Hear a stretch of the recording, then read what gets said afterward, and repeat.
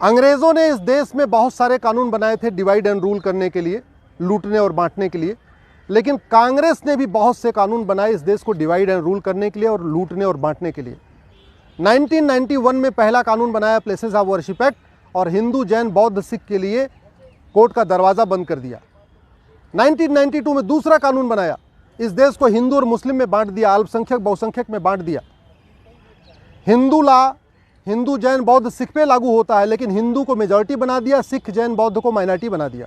ये इसकी divide and rule की पॉलिटिक्स थी। और तीसरा जो सबसे घटिया कानून बनाया कांग्रेस ने 1995 में, जिसको कहते हैं वक्फ एक्ट, जिसको मैंने सुप्रीम कोर्ट, हाई कोर्ट में चैलेंज किया है, और इसकी अगली सुनवाई भी सुप्रीम कोर्ट में होगी, क्योंकि इन्हें हाई कोर्ट से ट्रांसफर पिटीशन फाइल कर दिया है कि मैटर अब हाई कोर्ट में नहीं बल्कि सुप्रीम कोर्ट में चलना चाहिए।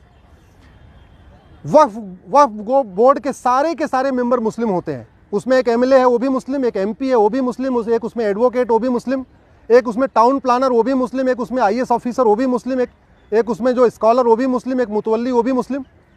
और उसके पास इतनी पावर दिया हुआ है कि किसी भी ज़मीन पे जाके कह दे ये ज़मीन वक्फ की है, तो आप उसके ऑर्डर के खिलाफ, उसके नोटिस के खिलाफ नियर बाई कोर्ट में भी नहीं जा सकते, आपको जाना पड़ेगा वक्फ ट्रिब्यूनल में।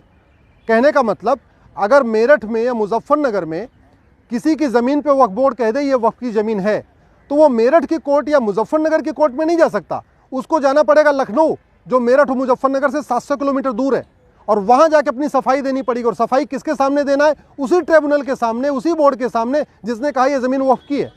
तो वक्फ बोर्ड चोर हो गया, वही वक्फ बोर्ड दरोगा बन गया, वही वक्फ बोर्ड जज बन गया, वही वकील बन चुका है। ऐसा कानून हिंदुओं के लिए नहीं है, ऐसा कानून जैन के लिए नहीं है, ऐसा कानून बौद्ध के लिए नहीं है, ऐसा कानून यहूदियों के लिए नहीं है, ऐसा कानून पारसियों के लिए नहीं, किसी के लिए नहीं। केवल और केवल एक कम्युनिटी के लिए कानून बनाया कांग्रेस की सरकार ने 1995 में, वो है मुस्लिम्स के लिए। और इस कानून में इतनी शक्तियां दे दिया है कि वक्फ बोर्ड को नोटिस इशू करने के पहले कोई जांच पड़ताल भी नहीं करना, उसको जहां मन चाहे वहां वो नोटिस इशू कर दे। इसके चक्कर में ये वक्फ बोर्ड वसूली कर रहा है, लोगों को धमकाता है कि हम इसको वक्फ की प्रॉपर्टी डिक्लेयर कर देंगे, लोगों से पैसा लेता है, गरीबों का धर्मांतरण करा रहा है। आदिवासी एरिया में जहां लोग कानून नियम को ज़्यादा नहीं जानते, वहां पे ये नोटिस देता है और कहता है कि भाई एक तरीका है, अगर आपको ज़मीन बचानी है तो इस्लाम कबूल कर लो, मुस्लिम बन जाओ। तो इस तरीके से छत्तीसगढ़ के एरिया में, महाराष्ट्र के एरिया में, या और भी जहाँ पे पिछड़े लोग रहते हैं, गरीब रहते हैं, जिनको नियम कानून ज़्यादा नहीं पता, वहाँ पे ये कन्वर्जन का कारण भी बन गया है। इसीलिए मैं कह रहा हूँ ये कानून ख़त्म होना चाहिए।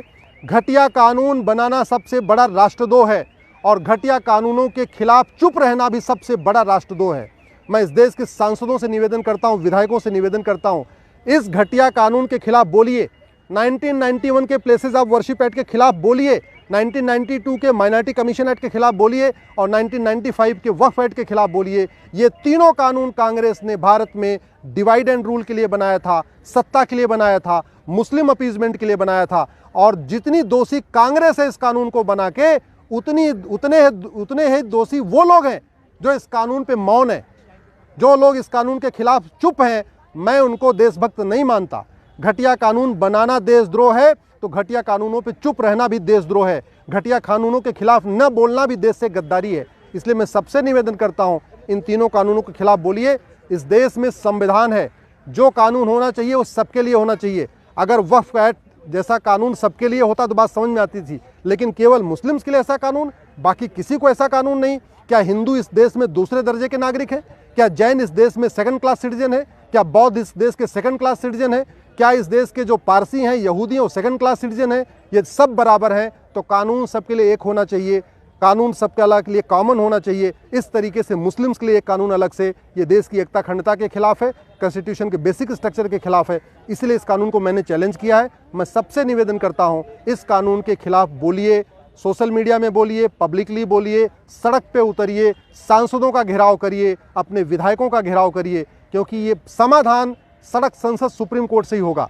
आप अगर सांसद नहीं हैं, सुप्रीम कोर्ट नहीं आ सकते हैं, तो कम से कम सड़क पे उतरिए, इस कानून, इन तीनों कानूनों के खिलाफ बोलिए। 1991 का प्लेसेस ऑफ वर्शिप एक्ट, 1992 का माइनॉरिटी कमीशन एक्ट और 1995 का वक्फ एक्ट, इन तीनों कानूनों को ख़त्म करने के खिलाफ आवाज़ उठाइए। जय हिंद, जय भारत।